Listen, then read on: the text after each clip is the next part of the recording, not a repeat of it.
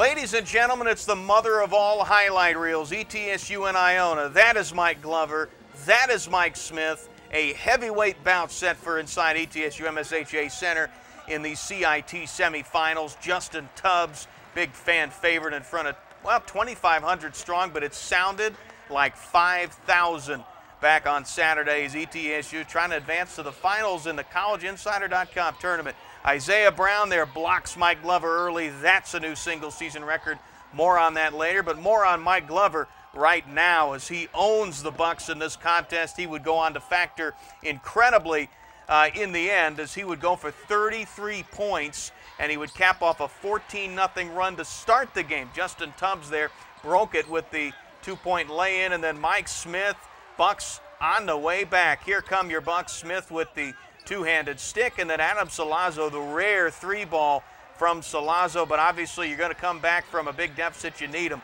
Micah Williams, welcome back. He's been kind of dormant in the postseason so far, but he nails a pair of threes there, and then he'll put the spin move on, cap off a personal 8-2 run, and that would cause a timeout altogether. It's a 23-6 run that helps the Bucks get to a lead in the first half. Boy, I tell you, the things they can do in front of a home crowd. Justin Tubbs getting lit up from beyond the arc. There was one. This is another, and worth another look. Check this out.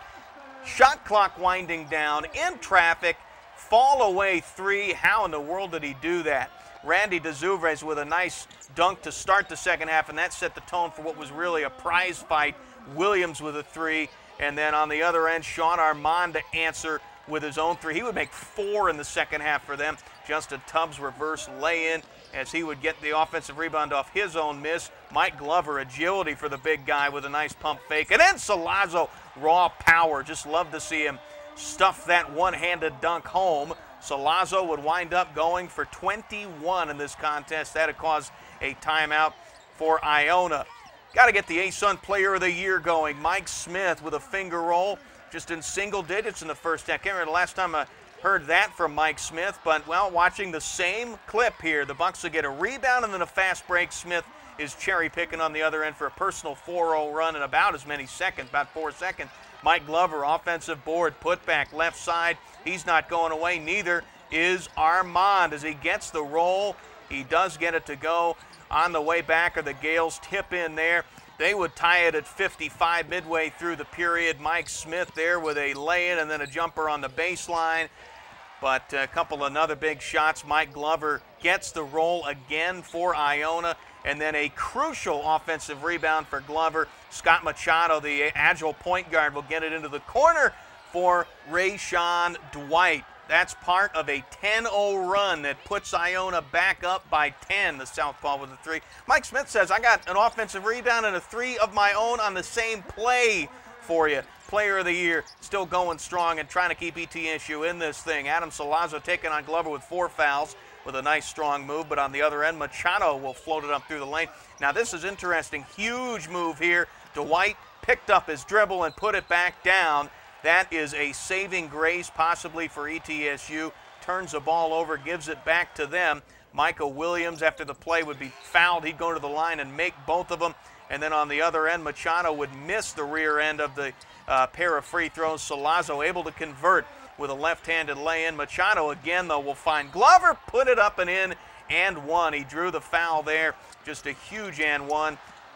Offensive rebound for Isaiah Brown. They kick it around to Justin Tubbs for 3. That put the Bucks down 2 with a minute to go. ETSU able to crawl back from that double-figure deficit.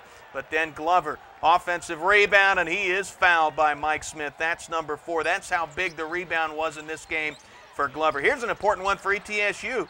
It's a defensive rebound, but Machado through the elbow.